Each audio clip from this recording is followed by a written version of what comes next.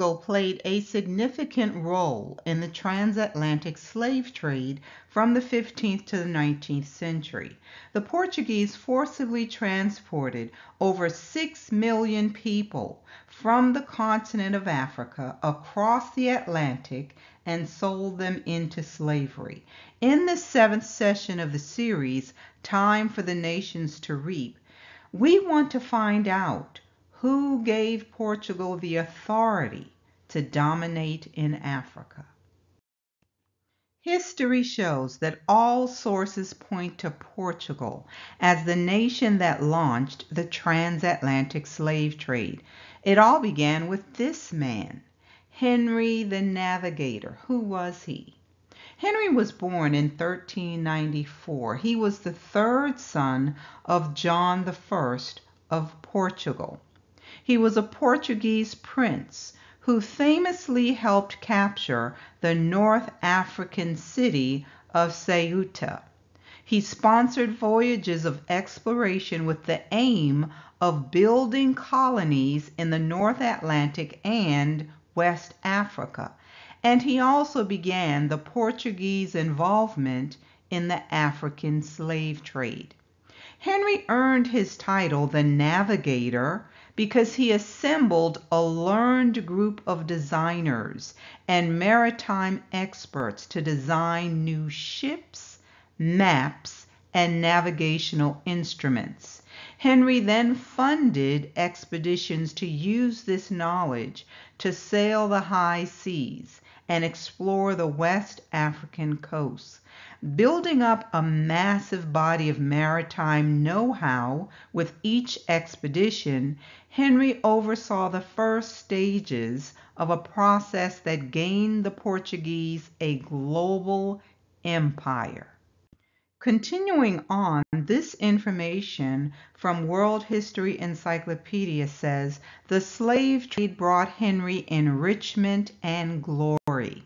Strange as it seems to us today, Henry was not criticized for this trade, but on the contrary, widely congratulated and applauded for finding a new source of wealth, damaging Islamic trade networks, and giving pagans the opportunity to know the Christian faith.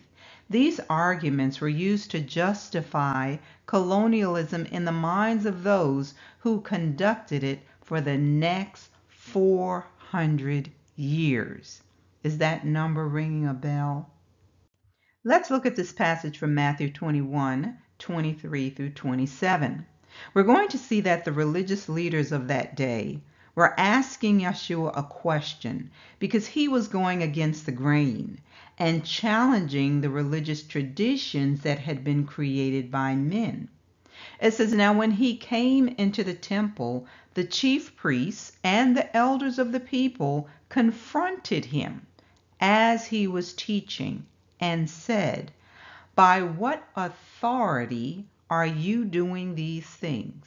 And who gave you this authority?'" The phrase "by whose authority" is often used to question the legitimacy of a decision or action. So the chief priests and elders questioned his authority because they felt threatened by him. They were asking these questions because they wanted to try to put him in his place. Of course, we know that his authority came from above. But as we begin our study on Portugal, the nation that kick-started the transatlantic slave trade, it's fair to ask the same question. Who gave them the authority to go into sovereign nations that they were not at war with, to confiscate their resources and their inhabitants? By whose authority were they doing these things? They were asked that question. Let's see how they responded. So I'm going to be reading excerpts from this source. It's a book called Portugal and the Congo, a Statement.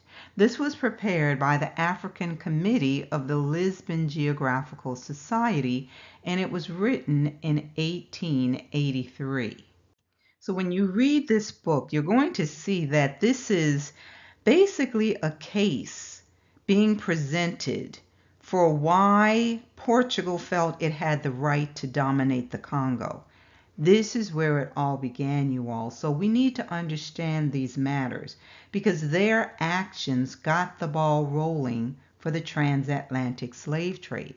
So it says the question of the Congo.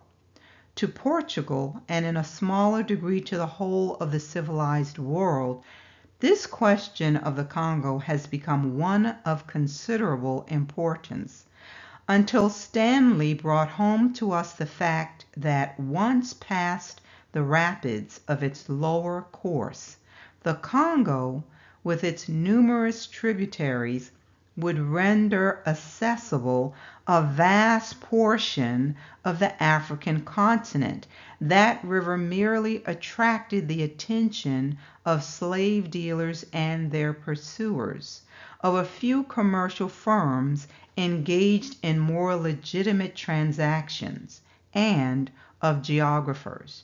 But now that Stanley, acting as the agent of an international association, has built a road past the cataracts, and Lieutenant de Brazza, on behalf of France, claims possession of a large tract of country alleged to have been effectively ceded to him by King Makoko, this question has come to the fore and urgently calls for a settlement. So they're basically arguing over who owns the land. They had already been sending folks out on expeditions to spy out the land long before they went in and took over.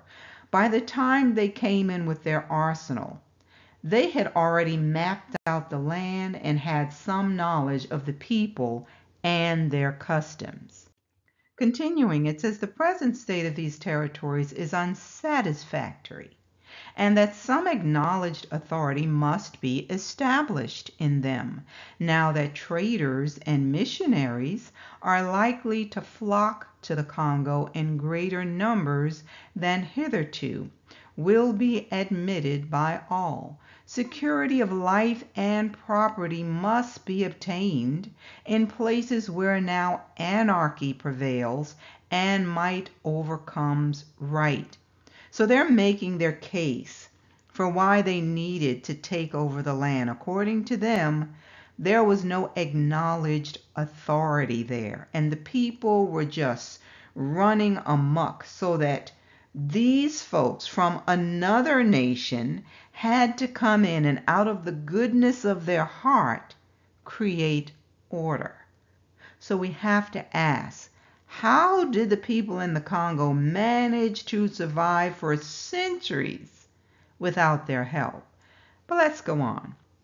It says, courts of justice must be established in order that cruelty and the retaliatory outrages following in its train may be suppressed, and aggrieved parties be no longer obliged to appeal to the governor of Luanda, who lives hundreds of miles away, or to the captains of men of war which chance takes to their neighborhood.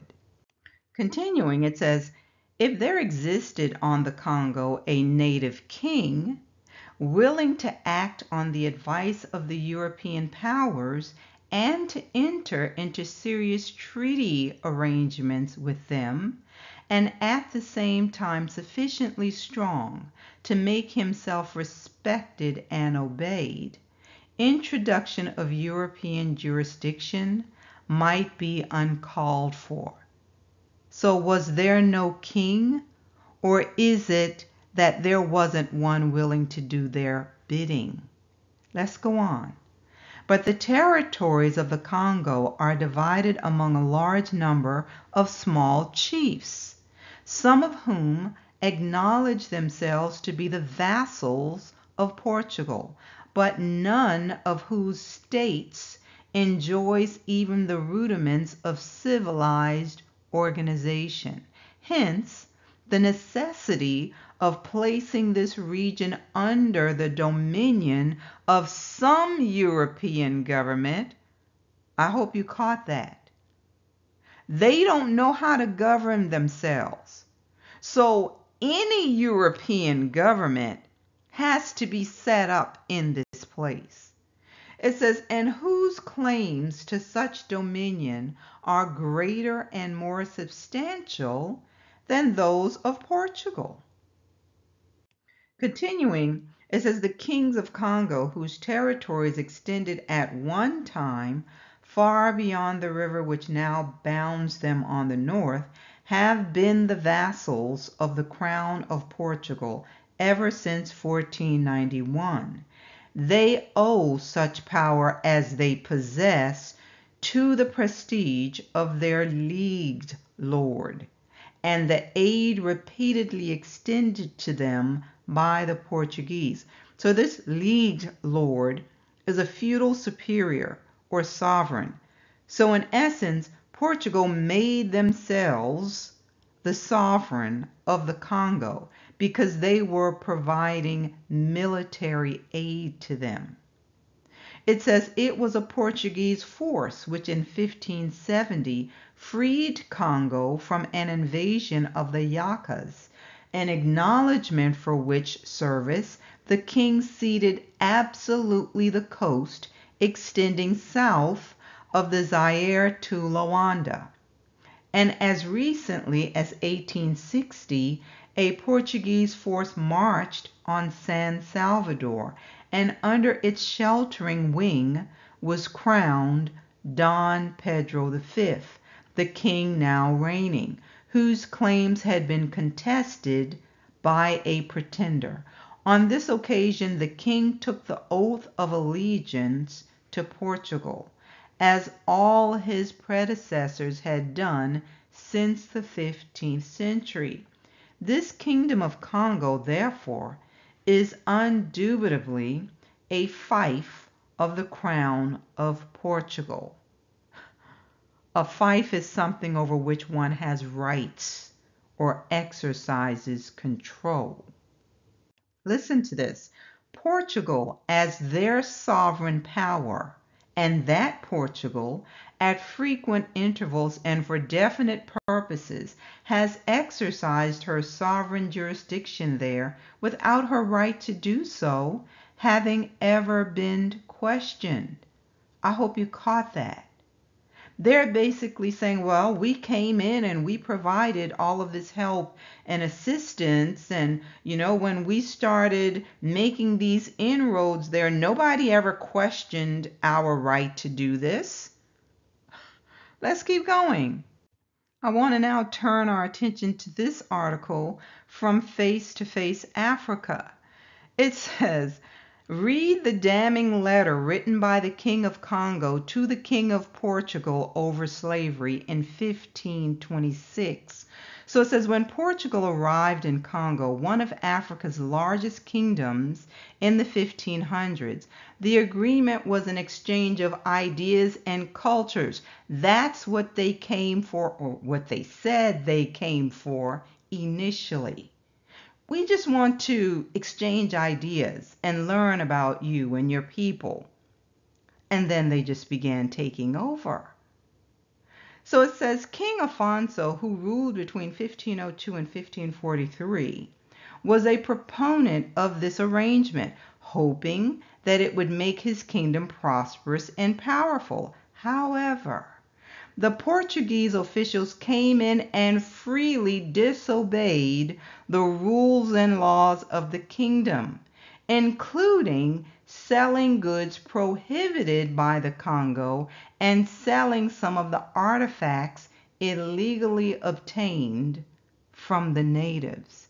So they want to paint the picture that the African kings just rolled over and played dead after they came in.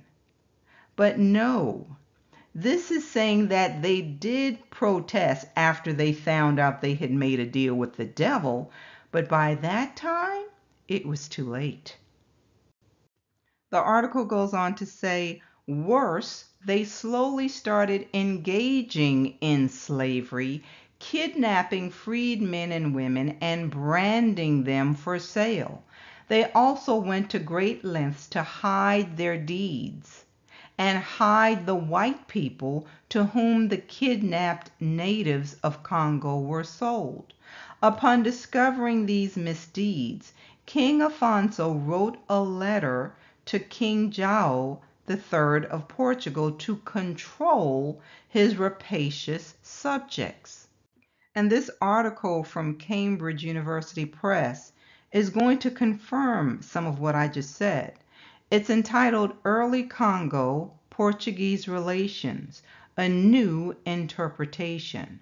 One of the most durable myths of the history of Central Africa is that of the early subversion and domination of the Kingdom of Congo by the Portuguese in the 16th century. Its original statement was made by James Duffy in 1959 and was amplified by Basil Davidson 2 years later. According to this argument, the Portuguese had found a well-developed Kingdom of Congo when they reached the mouth of the Zaire River in 1483, and had entered into an alliance with the ruler. The alliance first made with King Zinga a Nikui, baptized as João I in 1491, and strengthened and continued with his son Mvimba Ezinga, better known under his baptized name of Afonso I, involved a partnership in which Portuguese settled in Congo and provided technological and military assistance to Congo in exchange for trade, mostly in slaves. As a result of this exchange, Congo adopted Christianity, and for a time the two kings addressed each other as brother. But the alliance, despite its good beginning, was rapidly upset by the greed of the Portuguese settlers, who saw the situation merely as an opportunity for quick riches through the slave trade. As a result, the higher aims of the Portuguese court were subverted. First, because the Portuguese, with a higher level of development, were able to benefit from their position more than Congo. Secondly, because Lisbon was unable to control its settlers in Congo or Sao Tome. In the end, there was a massive involvement of Portuguese in Congolese affairs and a breakdown of authority in Congo. So again, by the time they realized that they were dealing with devils, it was too late. The Native Americans experienced the same thing. Now let's go back to the book. So this is the claims of Portugal and the law of nations. Now you want to guess which nations we're talking about? European nations. So it says the sovereignty of a civilized state over the territories that are its declared possessions, or which form an extension or integral part of it, are based in accordance with international right on certain well-defined conditions. Foremost among these, as fundamental and necessary alike from the point of view of right, of tradition, and of the mutual respect of peoples, must be placed the following. First, discovery by priority and nationality.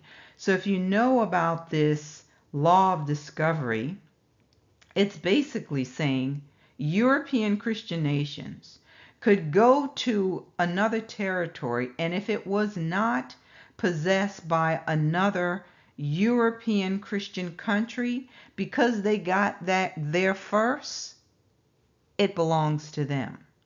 Second, possession, which is initiated and sustained. So as long as they could show that they've been there and they've been doing some work there over a period of time, it's theirs. Third, recognition, implied and expressed. And it could be as simple as them appearing and making an announcement saying, "We claim this land for our king." That's what they did to the Native Americans.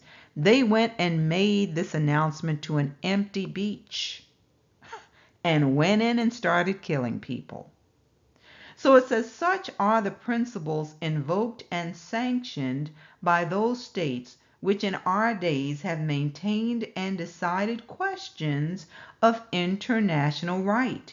And upon such titles is now and ever has been based the exercise of sovereignty by civilized nations, we can just say European nations, over their territories, whether uninhabited, peopled by savages, or colonized from the mother country.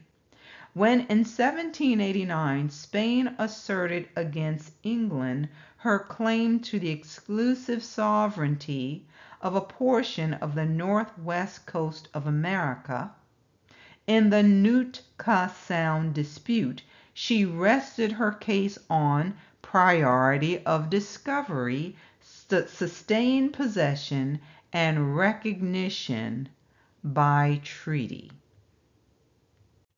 So listen, as they continue to try to prove the sovereignty of Portugal over the Congo, it says, not alone have the Portuguese been the first people of modern Europe who have navigated the African seas and discovered the islands, coasts, and ports of this part of the world, from Cape Mogador to the Red Sea, but they were the first, listen, to introduce in these districts commerce and Christian civilization by the establishment of factories and European colonies, and by subjecting to their dominion the native chiefs and peoples, and penetrating into the interior. And you're going to see that the introduction of the religion of Christianity to non-European nations was a key component in colonization. Let's keep going. So listen to their reasoning now. It says, we have no hesitation in repeating in the face of honest, serious criticism that the title to priority of discovery of the African coast and interior belongs beyond doubt and without question to the Portuguese, and forms part of the history of their sovereignty. Numerous facts might be adduced in support of this contention. We shall content ourselves, however, with briefly stating a few of the principal ones. So they begin to talk about how, as far back as 1464, these Portuguese navigators passed to the south of the equator, and they discovered Cape St. Catherine and other places or other locations there. So they're saying, in pursuance of its design to discover and explore the great African continent, the Portuguese government dispatched successive expeditions into these seas with a view to a systematic examination of the coastline. So they came in and examined the coastline, and to the acquisition of territory, as well as the establishment of commercial relations with the natives. So they're saying this is really all it took. They said these projects were to be effected either by official navigators or by private adventurers, to whom, in accordance with the ideas and custom of the time, were granted privileges in the newly discovered countries. So we may ask, how are they taking credit for being the first to discover a land where people already live? To understand this warped mindset, you have to understand the doctrine of discovery. It's an international law created by European nations for European nations that says when a European white Christian nation discovers or finds land, they acquire rights to the land and everything in it. But this doctrine is specific to European Christian nations finding land where non-European nations lived. However, notice they didn't do this in China or Japan. So what was it really based on? It was based on a specific group of people and a specific place. This doctrine was used to legitimize the colonization of lands that belonged to people on the continent of Africa and the Americas. It says, all these designations, Portuguese, like so many others, are the earliest which present themselves and indubitably attest, even on the oldest charts, the Portuguese claims to priority of discovery and continuity of exploration along this coast. To Portugal belongs the credit of having revealed to Europe regions which to that time had been absolutely unknown. So basically, because they saw it and said, we went there and we engaged with the natives. They're not white European Christians, so we own that land. At last, one of the explorers, Diogo Cam, expressly commissioned by royal edict of the 14th April 1484 to discover new territories, entered the Congo.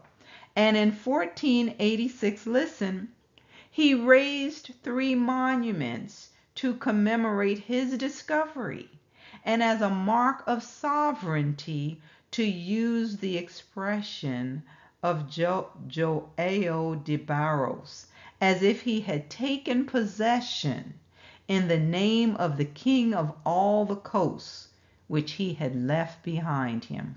The first of these Congo monuments, raised at the Ponta do Padrão, was destroyed by the Dutch in the 17th century and re-erected by order of the Portuguese government in 1858. Finally, it says, in 1487, Bartholomew Dias de Novas discovered the rest of the western coast, doubled the Cape of Good Hope, and opened the route to the Indies. It was only then that cartographers were able to lay down correctly the outline of Africa. It says, we may remark in passing that these discoveries were followed up by careful exploration in the modern sense, nor did any subsequent discoveries in other quarters of the world ever cause the Portuguese government to forget or abandon its first possessions on the western side of the Black Continent. So listen as they go on to talk about their authority. They talk about how they sent in this large expedition in 1491. And this party, the expedition, was made up of first missionaries, workmen, and agriculturists. And they were supposed to go in to initiate the faith. The missionaries were going to teach them about the Christian religion, and then they were going to do exploration. So let's see what happened next. It says, thus, after having thrown open to science and to Christian civilization the whole of the great coastline of Africa, to the Congo, and to the southward thereof, after having made known the existence and the navigability of the lower course of the mighty river, we lost no time in commencing the difficult but glorious task of exploring the interior of equatorial Africa. The other civilized nations who centuries later labored in the same field were able to do so protected by the prestige of our name, and they profited by the information that we had gathered.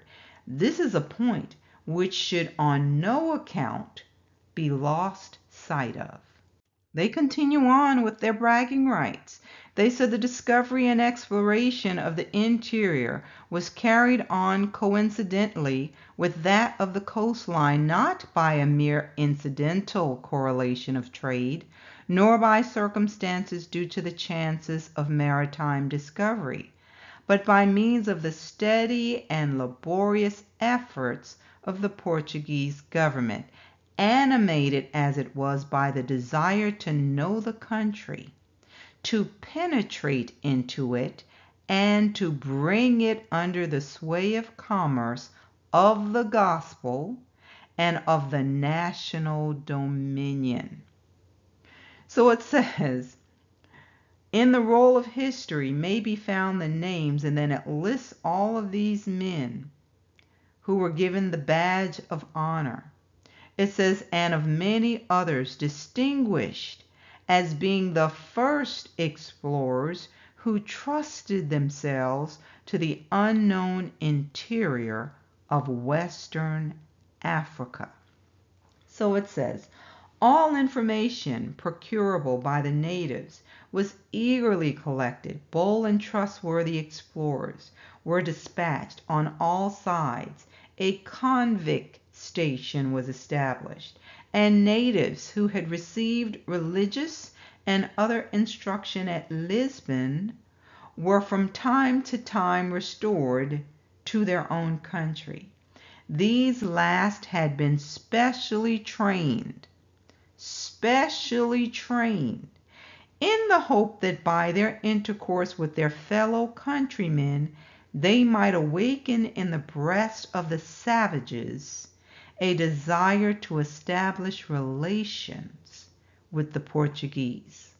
The missionaries were particularly instructed to go inland with as little delay as possible and explore the countries of the interior.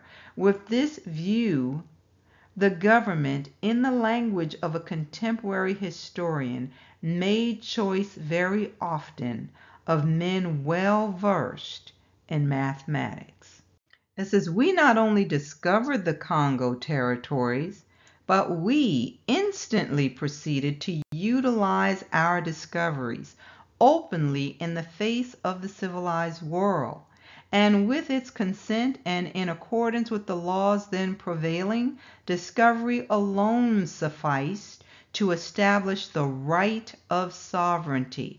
But this right in the present instance was emphasized, as it were, by the fact of our having taken actual possession, and to the exclusion of all others, and that during a considerable period, and down even to the present day, we have exercised our rights of sovereignty. They are bragging big time. It says our navigators took possession of the countries they discovered in the name of the Crown of Portugal, and it was for the benefit of this crown or its nominees that commercial monopolies were established. This is a fact disputed by none, and it is needless to cite authorities in support of it. Continuing, it says, as we have said before, the King of Portugal, by edict of the 14th April 1484, sent Diogo Cam to continue the discovery of Western Africa for the service of God, the propagation of the Catholic faith, and the benefit and extension of our dominions. Diogo Cam substituted for the original symbols of discovery and possession great pillars of stone, which bore the royal arms of Portugal, with inscriptions in Portuguese, Latin, and Arabic, and were surmounted by a cross. 3 of these monuments were erected by Cam, of which one was at the mouth of the Congo as a symbol of his having taken possession in the name of Portugal of all the coast left behind, to use the words of Joao de Barros. This mode of determining political acquisitions by the first discovery of new territories has been adopted by other countries and continues to this present day. Now listen, because they are going to spell out what it means when they come in and take possession of a country. When a state is in possession of a country, everything that that country contains becomes its property, even though its occupation should be effective over a portion only of such territory. So are you understanding why France is refusing to leave Niger and telling them that they are protecting their natural interests? It says, if the state allows some of the lands to remain uncultivated or desert, nobody has a right to take possession of these lands without its acquiescence. Even if the state does not make the slightest use of them, they are not the less belong to and form part of it. It may be said that they are set aside for ulterior purposes, and the state is not obliged to render account to anyone of the manner in which it chooses to use that which is its own property.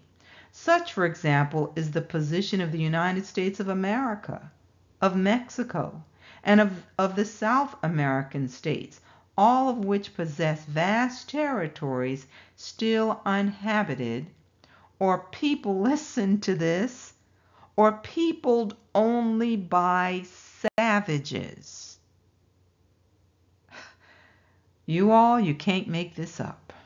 So it says, when Diogo Cam returned to Lisbon, bring the news of his discoveries to the south of Cape St. Catherine, and announcing that he had taken possession of them, the King of Portugal added to his titles that of Lord of Guinea in 1485, a circumstance which at that period corresponded exactly to the international affirmation of a right of sovereignty and of dominion.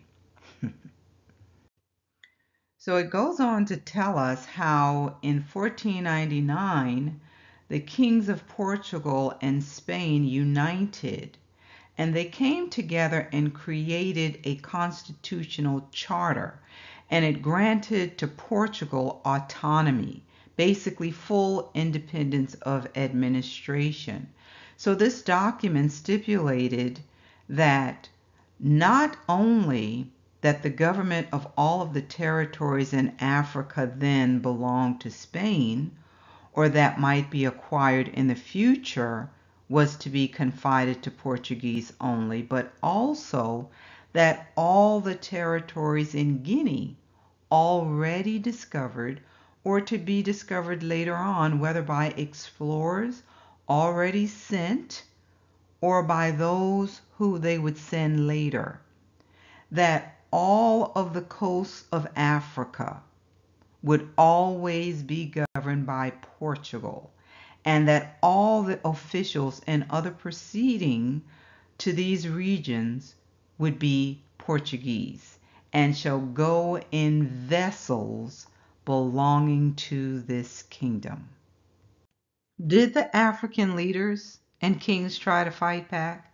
Yes, they did. But the weapons of the Europeans gave them the upper hand. In addition, it was European offers of weaponry that lured some of the African chiefs into the slave trade. And let's not forget that they were creating contention between different African tribes. They would give arms to one group to help them defeat the other. Aren't they still using these same devious tactics?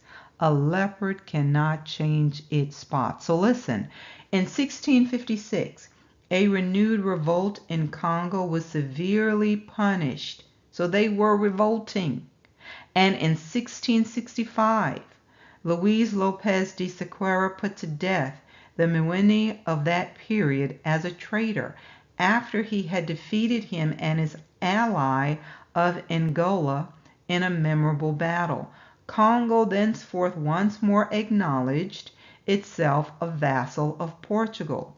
It says the rulers of Matamba or Jenga, who had admitted our supremacy in 1618, nevertheless raised the standard of insurrection, listen, in 1621, 1627, 1649, and again in 1745, 1781, and 1838. On each occasion, they were subdued and brought to submission by Portuguese expeditions.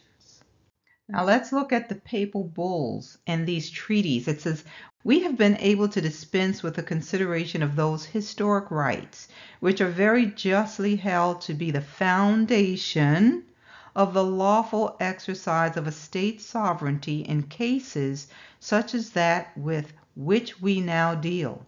And we might abstain from any references to the international testimony of former days to corroborate the present legitimacy of the rights of Portugal to the south of the equator.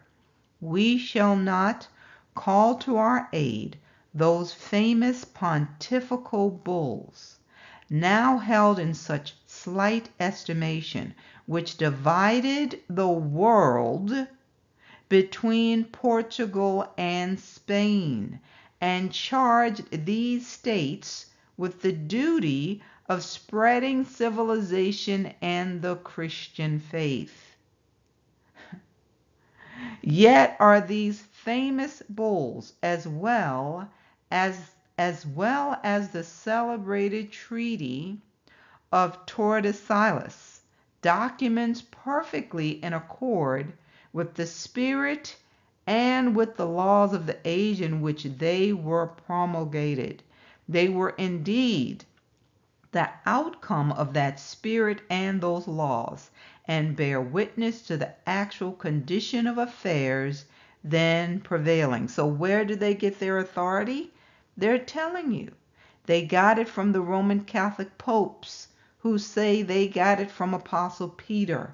The popes sanctioned the doctrine of discovery so that the Portuguese and Spanish kings could send out explorers to bring so-called savages and infidels under the authority of the Pope and the King.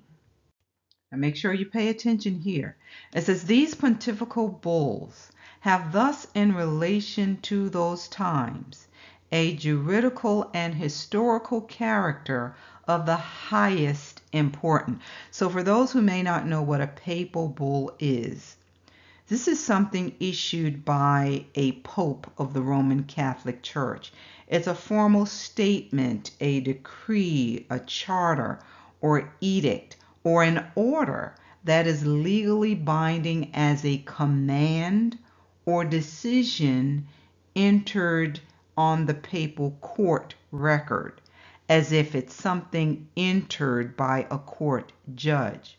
So it says, the voice and authority of the supreme head of the church, talking about the Pope, were respected more widely, exercised a more powerful influence upon the conscience of man in those days than did the commands of all the secular powers combined. I hope you caught that. They're basically saying that the influence of the Pope in those days, that it had more power or more influence on the conscience of man than did the commands of all secular powers combined. So in essence, saying that the Pope had more power than kings. It says, we shall limit ourselves, however, to the reminder that the bull of the 18th June 1452, having recognized and approved of the intentions of the Portuguese government to discover and conquer for its use the kingdoms, principalities, and territories called infidel, as well as the right to take possession of them, which we may style the right of civilization, the Holy See, speaking of the Pope, recognized and ratified our sovereignty and our possession of the coast, the islands, and the seas of Guinea. And this recognition was by bull of the 8th January 1454, extended to all those regions that we should discover subsequently. They're saying this recognition of the fact and of the right of our dominion over territories held by all Christian Europe. All Christian Europe. They're talking about all white Christian Europeans. To be res nullius, that is to say, liable to become the legitimate property of the first state which discovered and occupied them, is successively confirmed and proclaimed by the bulls of the 13th March 1455, 21st June 1481, 1st June 1497, 3rd November 1515. We shall merely refer to one other, that of the 15th October 1577, which recognizes the Congo as a conquest and a dominion of Portugal. A dominion of Portugal. So we looked at Prince Henry, who got everything kicked off. But we cannot look at him without looking at the Pope behind it. This is where their authority came from. This is Pope Nicholas V. It says 15th century Iberian legal traditions regulated Christians' treatment of Jews, Muslims, and other Christians, clearly delineating, for example, who was enslavable and who was not. In contrast, the juridical status of people who did not fit these categories was more ambiguous. Legal and philosophical arguments to address this issue began to evolve during the second half of the 15th century. Once Portuguese mariners began to return to Iberia with captives acquired in West Africa and West Central Africa.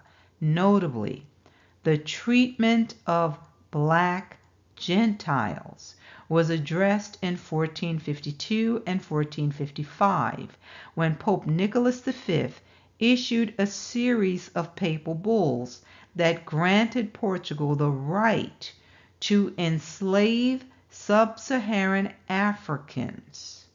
Church leaders argue that slavery served as a natural deterrent and Christianizing influence to barbarous behavior among pagans. Using this logic, the Pope issued a mandate to the Portuguese King Afonso V and instructed him to invade, search out, capture, vanquish, and subdue all Saracens and pagans whatsoever, and to reduce their persons to perpetual slavery, and to apply and appropriate to himself and his successors the kingdoms, dukedoms, counties, principalities, dominions, possessions, and goods, and to convert them to his and their use and profit. So when Paul was speaking to the philosophers at Athens, and he told them that the Most High is the creator of heaven and earth, that he is the rightful owner of everything that is, Paul says it is he who has made from one blood every nation of men to dwell on all the face of the earth, and has determined their pre-appointed times and the boundaries of their dwellings. But these nations created treaties and papal bulls to carve up the continent of Africa. And whether you believe that the Promised Land is on the strip of land they call Israel in the Middle East or not, it is in fact on the continent of Africa. So yes, it would be included in the land grab of the European nations. Who gave them the right? I think we know. Think about how Satan became the god of this world. But the same way these nations made proclamations and papal bulls declaring themselves to be owners and sovereigns of territory, and going as far as to make those declarations to empty beaches. I'm going to read this proclamation from Scripture so that you will know what is to come. This passage is coming from Isaiah 13:11-16. The Most High is speaking. I will punish the world for its evil and the wicked for their iniquity. I will halt the arrogance of the proud, and I will lay low the haughtiness of the terrible. I will make a mortal more rare than fine gold, a man more than the golden wedge of Ophir.